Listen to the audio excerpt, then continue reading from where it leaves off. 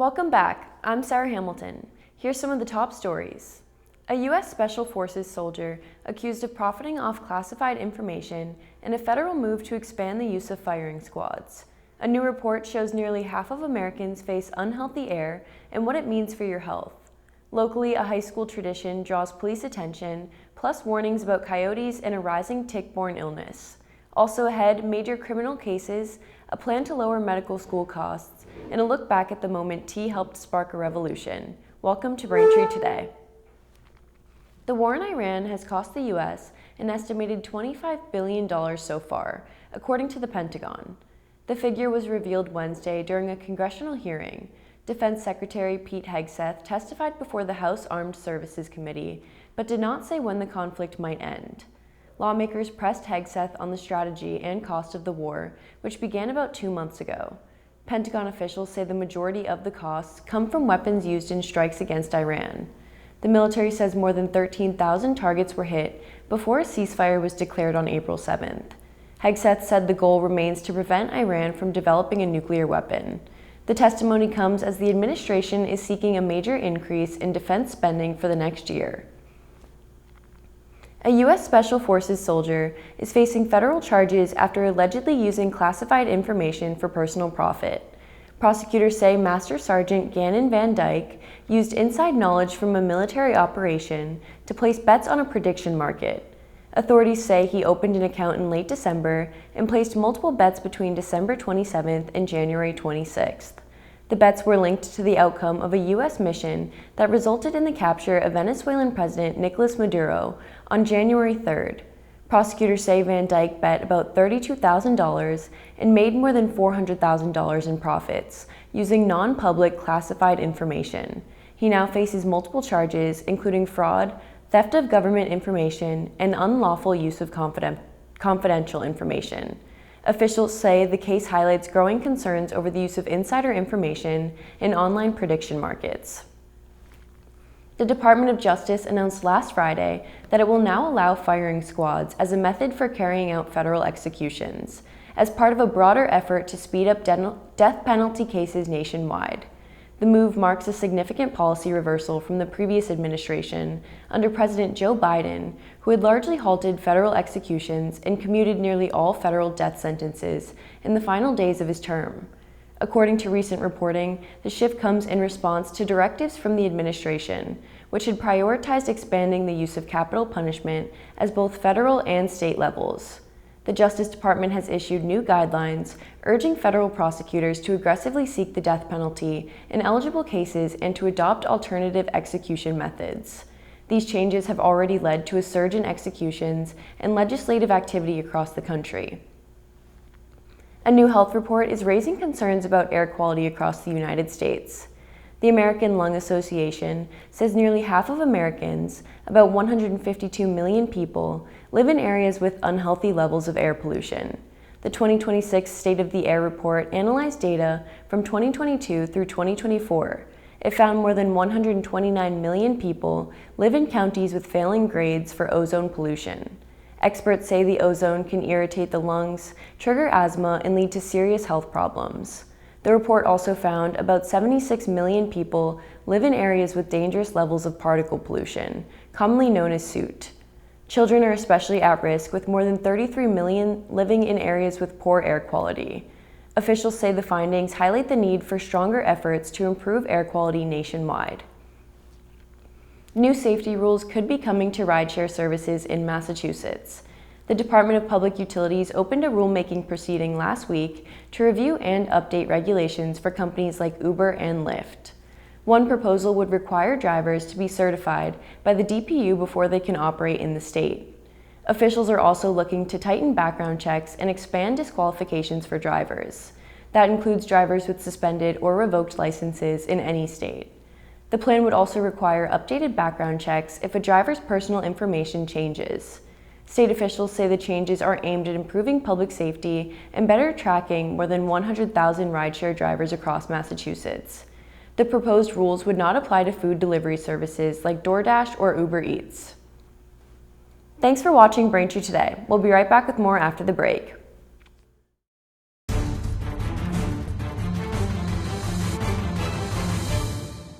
Hi, I'm Tom Lyons, a retired captain from the Quincy Fire Department and the author of the book Fighting Fire, A Proactive Approach. Cooking is the leading cause of home fires. Unattended cooking is the leading cause of these fires and related deaths. Therefore, keep a close eye on your cooking. If you must leave the kitchen, bring a utensil with you as a reminder of your efforts. Set a timer for food taking longer to cook. Turn pot handles towards the back of the stove. Keep a lid nearby when cooking. If a small grease fire starts, slide the lid over the pan and shut off the burner. You can take an active role in your safety. Cooking safety starts with you. Welcome back to Braintree Today. I'm Sarah Hamilton. Now we'll be getting into more stories. On Monday, April 27th, the Braintree School Committee met at the Colbert School for their meeting. Superintendent Tim McDonald gave a brief overview of the Highland School transitioning to the Old South Middle School. Here's more from Superintendent Tim McDonald. Thank you, Mr. Chair. So just a couple of points I want to make. Decision was made to move Highland School Community to Old South on April 6th. And to give you a little bit of timeline since then, on the 7th, Dr. Long, the morning after the decision, met with the Highland staff. I went by Highlands that day, saw a few people. We kind of let them, staff and students, kind of alone to kind of process what had been decided on the 6th. But on the 10th, that Friday, Ms. Renaz and I met with the Highland staff to discuss the move and answer questions that they had on that Friday. On the 13th, so the following Monday, I think it was, myself, Sarah Kaufman, met with the crossing guards and members of the BPD, discussed traffic patterns. We talked about drop-off and dismissal, all very preliminary, but we're getting together again this week with the same group, talk about how we would manage, obviously, the traffic and the drop-off and arrival and dismissal patterns. The week before vacation, we had 2 days for our Highland staff to head over to Old South to see the school. The information we received from Dr. Long and that I received from the staff was extremely positive in terms of the status of the classrooms, the cafeteria, the gymnasium, the auditorium, the hallways, the bathrooms. There's always work to be done there. It's like, there's always going to be things to be done. Right now they're working on, they've done some painting in the administrative office. They got to do some things in the office area, but for the most part, it looks really good. And then we got great returns from staff members that were there. The technology department has been in the Old South building weekly to get ready for September. And over the vacation week, our facilities hosted a pre-bid walkthrough of the Highlands School for movers to give us ideas of what it's going to cost to move the Highland staff to Old South. We're going to have a meeting in May, myself, Mayor Joyce, with Highlands families at some point in early May. And then sometime in mid to late May, we'll have a day and an evening where Highlands families can come over and check out the facility. So that's what we've done so far. I've been over there at Old South many times in the last week or two. There seems like there's always people out front getting things ready, getting the building ready for the arrival of students in September. Great. On Wednesday, April 29th, the Braintree Town Council met in Cahill Auditorium for their meeting. The council took a moment to recognize and congratulate Wes Ray of BCAM TV and Town Clerk James Casey on their upcoming retirements and their years of dedication to the town of Braintree. Here's more from Wes Ray and James Casey. Thank you all for inviting me up. They say if you go to work and you enjoy it, it's not a job. And I've been so fortunate in the almost 20 years that I've been here working in the town of Braintree to work with such wonderful people in such a fabulous town. So it hasn't been a job for me, it's just been a ton of fun, and I've enjoyed every single minute of it. I've been very fortunate to work with a board of directors who really care about this town. They've changed over the years, but they're always just such high quality people, and you know most of them, if not all of them. I've been very lucky to work with a lot of great employees that have been here, people that are residents of Braintree, college graduates, high school graduates from Braintree High School, interns, people like Al Barisi that you all know that's been in town for a long time and grew up in Braintree. And we've been so lucky and so fortunate to work with such a great group of people who really care about this town. But since I have the mic, I need to mention two people in particular. I had a manager in a former life who referred to people who did a lot of the hard work as the blocking and tackling. And there have been two guys that have worked with me for all these years who've done a lot of the blocking and tackling. And you've seen them a lot. You've seen them around. Bill Needham and Jerry Comic, and Jerry's actually here tonight. And they don't get a lot of recognition because they're always just behind the scenes. There's a bunch of good people that we've had, and I won't list them all, but it's been a great group. But Bill and Jerry have been just working so hard for BCAM and for the town of Braintree. So I've been lucky, and to work with leadership in the town of Braintree that year after year is just committed to the town and to the goodness of the town. So I consider myself a very lucky guy, and I'm looking forward to the next chapter of my life, and I thank you for this. Okay, first of all, I'd like to extend my congratulations to Wes Ray for his upcoming retirement. Wes, I'm sure you heard many stating that the same over these past few days, and perhaps a few adding they wish that they were in your shoes. Well, buddy, these shoes are yours. Here I am. I'm going to retire on Friday. Overall, the town clerk is a position that is multifaceted. It combines administration, management, legal compliance, public service, elections, to name a few under its umbrella. My only hope is that I've served the residents of Braintree as honorably as Clerk Faxon has done. Back in 2008, when the town changed from a town to a city, though we're still referred to as a town, I want to thank those, and none are around right now, for those who provided me the opportunity to serve as the clerk of the council. It enabled me to build the foundation that this position will have into the future. And I have to say, I made a great recommendation of offering you Sue Semino there to replace me, and she has done a wonderful job, and I know she can continue to do that. For those who appointed me as the town clerk in 2012, I want to thank you for allowing me to bring much-needed upgrades to the office procedures, in particular the elections. And to all the Braintree residents who have assisted me over the years, which includes my election workers. There's over 100 election workers. Thank you for your help and support. Also at the meeting, Mayor Joyce presented the fiscal year 2027 annual budget to the Town Council. Here's more from Mayor Joyce. Good evening, Council President Morin and councilors. I'm very much looking forward to being here tonight, many members of my team behind me, and looking forward to sharing with you all this evening. And with the community gathered here, I know there's just a couple, but maybe more are watching it live, or we'll catch it on rewind. Our forward-looking, strategic, goal-focused and responsible budget for town operations beginning on July 1st of this year, 2026. This is our fiscal year 2027 operating budget.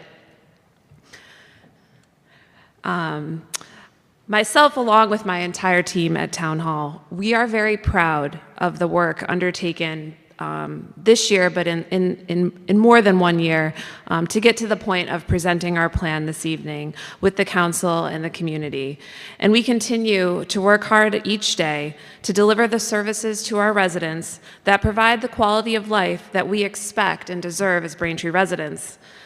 I want to thank my team for being here with me this evening to celebrate getting the budget across the finish line and to be ready to share our goals and engage with the Ways and Means Committee in the month of May ahead to showcase the work each department accomplishes during the year with the resources allocated to them, and also to make the council aware of the unique challenges that the departments face.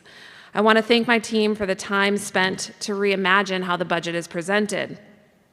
This year is our second year of a budget presentation in an updated format, where line item spending is presented alongside goal-focused narratives and the emergence of metrics that will help us to understand how dollars are spent, how they impact services provided or missions accomplished, potentially missions that fall short.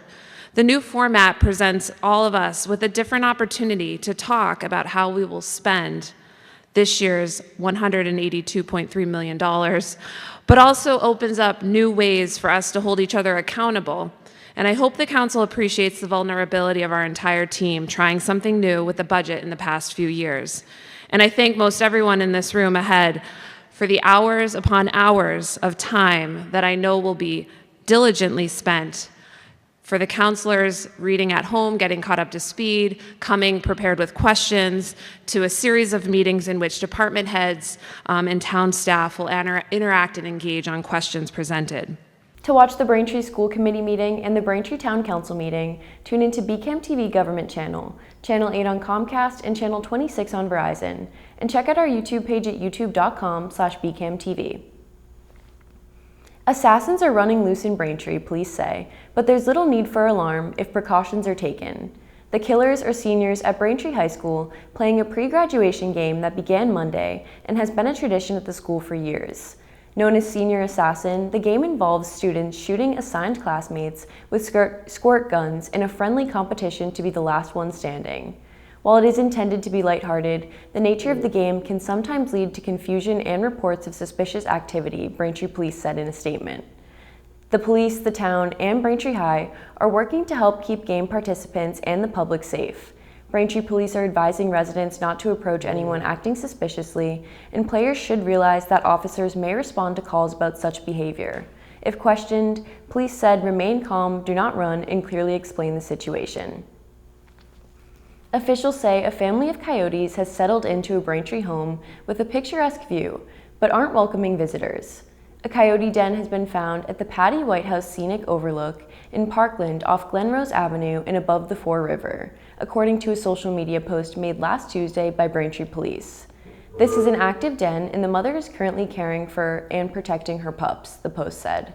While coyotes generally avoid people, they can react defensively during their denning season, according to officials. In this case, the mother animal might behave with aggression if she feels her babies are being threatened. Braintree Police urged people not to approach the den and to avoid even lingering nearby, especially at dawn and dusk. Any dogs walked in the area should be closely leashed. Let's keep both people and wildlife safe by giving them the space they need, the post said. As warmer weather arrives, health officials are warning about an increase in ticks and a growing health concern. The Massachusetts Department of Public Health says a condition known as alpha-gal syndrome is on the rise. The tick-borne illness can cause a serious allergy to meat and dairy products. Officials say the Lone Star tick, which is linked to the condition, has been spreading north and is now found in parts of Massachusetts, including Cape Cod and the islands. Last year, hundreds of cases were reported on Martha's Vineyard alone. Health experts say the condition can be life-threatening in some cases. Residents are urged to take precautions, including using tick repellent, checking for ticks after being outdoors, and drying clothes on high heat after spending time in wooded areas. Officials say awareness is key as tick season gets underway. The Curtain Call Theater in Braintree is staging a production of Arthur Miller's The Crucible. The celebrated 1953 play shows what can happen when irrational fear, accusations, hysteria, and unchecked power consume a community. Tony Ruscio is director and producer for the play and has wanted to direct it for years. She said, quote, "It's one of those plays that never stops being relevant. We look for shows that spark conversation, and this one really does. It pushes both the cast and the audience to think about how fear shapes behavior and what responsibility we have in those moments," end quote. 6 shows are planned at Curtain Call Theater, located at 182 Commercial Street in Braintree. Tickets are $30 and may be purchased at curtaincallbraintree.org. Thank you for watching Braintree Today on BCAM TV. We'll be right back with more stories in the area. Welcome back to Braintree Today. Now let's get right into more stories. On Saturday, April 25th, hundreds of walkers and runners filled the streets of Quincy's scenic Squantum neighborhood for Interfaith Social Services' 52nd annual Stop the Stigma 5K, a walk and run that aims to challenge stereotypes and eliminate the stigma of mental illness and addiction. BCAM TV's Dave Maybrook talked to Interfaith Social Services Director Rick Doan. Here's what he had to say. We are here today at the Stop the Stigma 5K. And this event is all about stopping the stigma of mental illness and addiction in our community. So we have had 1,000 people come together to proclaim nobody walks alone and to support our family members, friends, loved ones who are struggling with mental illness and addiction. This event is about raising awareness, but it's also about fundraising, where all of the funds from this event help support Interfaith Social Services New Directions Counseling Center. And so the people who are running and walking today are helping people in the community that otherwise couldn't afford treatment. And that's my favorite part of this event. It's the community being together, people standing up and saying their mental illness is not a character flaw, and there should be no stigma around mental illness or addiction. So this event is an opportunity for many aspects of the community to come together. We have businesses who sponsor this event to help raise money. We have individuals, school groups, community groups, groups of coworkers who are all participating in this event. So that's what this is. This is the community. This is the community coming together to proclaim that there should be no stigma and to stand together. And it's uplifting to be with everybody and to feel that spirit of standing together for something important. To see every year how this event grows, where every year more and more people are understanding that mental illness is something that we can talk about. More people are coming out to show their support, and more people who are suffering stand up. So my favorite part of this event is the people who were suffering and feel accepted and loved enough to stand up and say, I need some help, and get the help that they need.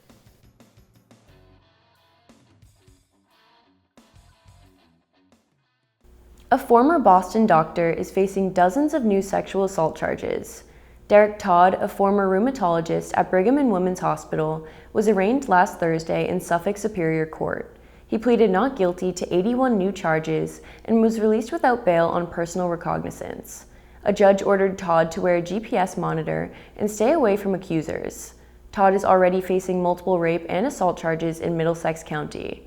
In total, he has been accused in more than 100 criminal cases and is also facing over 200 civil lawsuits from former patients. The allegations date back more than a decade and involve claims of misconduct during medical exams. Brigham and Women's Hospital fired Todd in 2023. His attorney says he maintains his innocence, and his trial is expected to begin in May of 2027. An award-winning chef working at UMass Amherst was arraigned last week after being accused of beating his wife to death. Officials accused Jeffrey C. McDonald with the murder of his wife Emma McDonald after she was found dead in a campus hotel room. McDonald was arraigned on charges of first-degree murder and assaulting a police officer. Police said campus authorities got a 911 call last Wednesday night, which reported an emergency taking place at Hotel UMass in Amherst. According to court documents, a physical altercation between police and McDonald ensued when they arrived at the hotel, in which he allegedly threw objects at officers and hit one officer several times in the face. After being arrested and read his rights, McDonald allegedly admitted to beating his wife to death. McDonald pled not guilty and was ordered to be held without bail. The cost of medical school could soon be lower for some students in Massachusetts. State senators are proposing free tuition for certain students at UMass Chan Medical School in Worcester. The plan is included in a supplemental budget passed April 9th, and it would use $10 million from the state millionaire's tax to fund full tuition scholarships. In return, students would need to pursue family medicine and commit to working in Massachusetts for at least 5 years after graduation. State leaders say the goal is to address a growing shortage of primary care doctors. Right now, only about 5% of medical school graduates in the state go into primary care. The program would apply only to eligible students who meet specific requirements and remain in good academic standing. As the nation prepares to mark its 250th anniversary, a look back at Boston history shows how something as simple as tea helped spark a revolution. In 1773, colonists protesting taxation without representation dumped hundreds of chests of tea into Boston Harbor, an event that became known as the Boston Tea Party. The act helped ignite the American Revolution and shape the founding of the country. Historians say some of that tea still exists today, with small vials preserved over time, including one found at Old North Church. Today, visitors can explore that history at the Boston Tea Party ships and museums, even sample teas similar to those from the 1700s. Officials say the story serves as a reminder that tea was more than just a drink. It was a symbol of protest and change. Thank you for tuning in to Braintree Today. We'll be right back with more in entertainment. Take steps to keep yourself and your family safe from ticks and the illnesses they can cause. Use EPA-approved tick repellents on your skin and clothes. Read and follow the directions. Wear light-colored clothing to make it easier to spot a crawling tick. Check for ticks on yourself, your kids, and your pets anytime you've been outdoors. Some tick bites can make you sick, but finding and removing a tick properly makes it less likely. Call your doctor if you start to feel ill or notice a rash near the bite. Play it safe when you're outdoors. Welcome back to Braintree Today. Now here are some new movies and shows that have been creating some social buzz. First, Michael details the life of Michael Jackson from his Jackson 5 days in the 1960s through his Bad tour in the late 1980s, focusing on his rise to stardom, creative process, and complex relationship with his father, Joe Jackson. The film stars Jafar Jackson and Miles Teller. You can watch Michael now in theaters. Up next, Mother Mary follows an iconic pop star who reunites with her estranged best friend and former costume designer Sam Anselm on the eve of her comeback performance, which causes long-buried wounds to rise to the surface. The film stars Anne Hathaway and Michaela Cole. You can watch Mother Mary now in theaters. Finally, Over Your Dead Body follows a dysfunctional married couple, Dan and Lisa, who retreat to a remote cabin to fix their relationship, only for each to secretly plot the murder of the other. The film stars Jason Segel and Samara Weaving. You can watch Over Your Dead Body now in theaters. Thank you for watching Braintree Today on BCAM TV. Don't forget to watch us on Verizon in HD on channel 2128 and Comcast on channel 1073. I'm Sarah Hamilton, and we'll see you next time.